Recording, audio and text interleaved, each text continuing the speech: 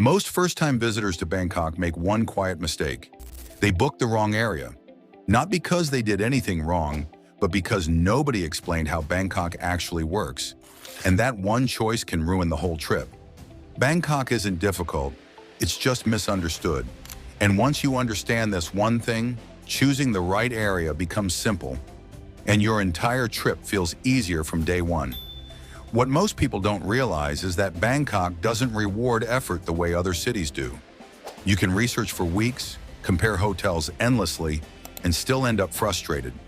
Not because you chose poorly, but because the rules you used to choose don't apply here. Bangkok operates on a different rhythm. Once you understand that rhythm, the city opens up in a way that surprises most first-time visitors. Here's what almost every first-time visitor does. They open Google. They search best area to stay in Bangkok. They sort by reviews or price, and they book something that looks central on a map. And logically, that makes sense. That's how you'd choose a hotel in Paris, Tokyo, or New York. But Bangkok doesn't behave like most cities. Distance is deceptive here. Two places that look close on a map can take an hour to reach each other. Traffic doesn't just get busy, it transforms entire neighborhoods depending on the time of day. A quiet street in the morning can become completely gridlocked by afternoon. A place that feels calm during the day can feel isolated at night. And public transport, while excellent, only works effortlessly if you position yourself correctly. This is where things quietly go wrong. People don't choose badly, they choose logically, using the wrong rules. Bangkok is less about where things are, and more about how easily you can move between them. That distinction sounds small, but it changes everything. What makes this especially tricky is that Bangkok looks familiar. There are malls, hotels, coffee shops, international brands. Everything appears navigable on the surface. So visitors assume the same instincts they use elsewhere will work here too. But Bangkok is not built around walking clusters the way many cities are. Neighborhoods don't always blend into each other naturally. One street can feel lively and convenient, while the next feels cut off and unwelcoming. Major roads act like rivers, easy to see across, surprisingly hard to cross. And the city is layered, street level, skywalks, elevated trains, underground lines. If you're not aligned with those layers, moving around feels heavier than it should. You end up climbing stairs, crossing traffic, waiting for cars, or walking longer than expected in heat and humidity that slowly drains your energy. None of this feels dramatic on day one, but by day three, it adds up. The most common mistake is staying somewhere that looks convenient, but feels disconnected once you're there. On paper, it seems fine. The hotel is nice, the room is comfortable, the reviews are positive, but once you start living out of that location, the friction begins to show. You rely on taxis more than expected. What you thought would be a quick ride turns into a long wait followed by slow-moving traffic. You start checking maps constantly. You hesitate before going out because you're not sure how long it will take to get back. Walking feels harder than it should. Sidewalks disappear. Crossings feel awkward. Shade is inconsistent. What should be a 5-minute stroll becomes a small obstacle course. Simple plans take effort. Grabbing food becomes a decision. You ask yourself whether it's worth leaving the hotel. Going back to your room feels like a commitment instead of a pause. And because each outing requires thought, you start doing fewer of them. If this sounds familiar, you're not alone.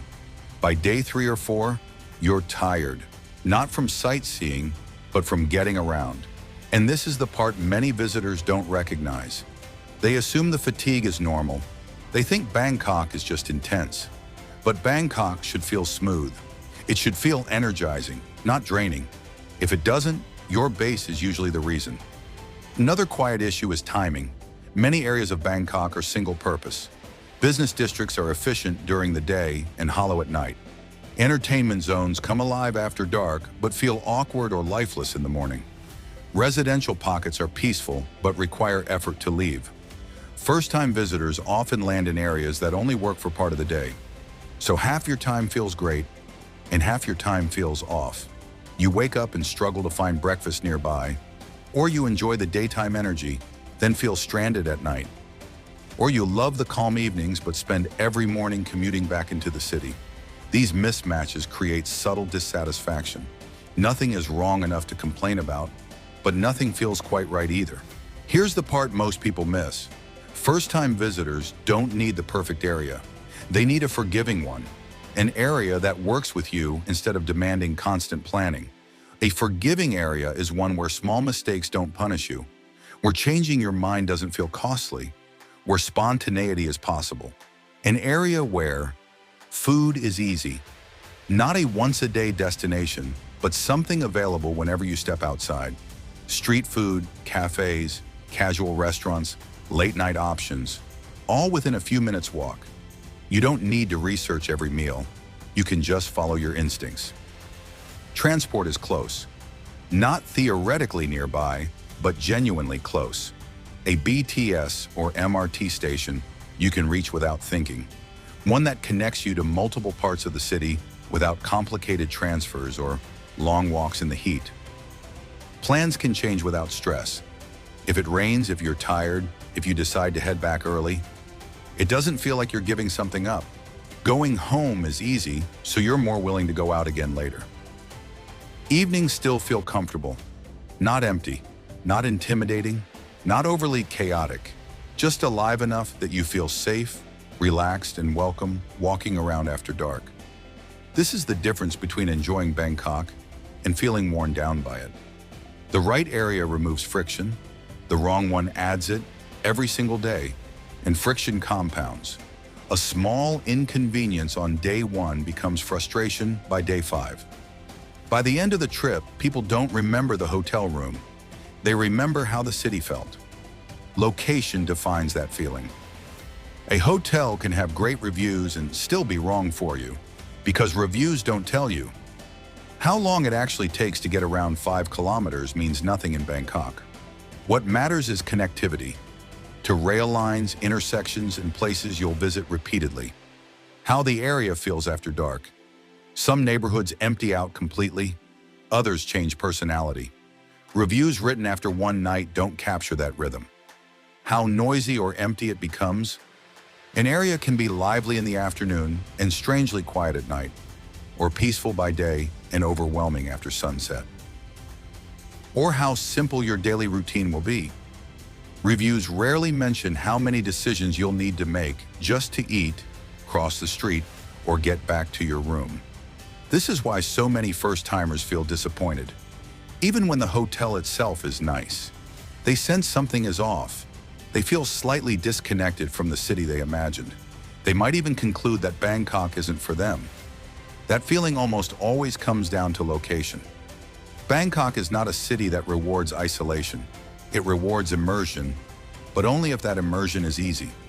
So instead of asking, "Is this a good hotel?" ask this. Can I walk out and eat easily? Not once, every day.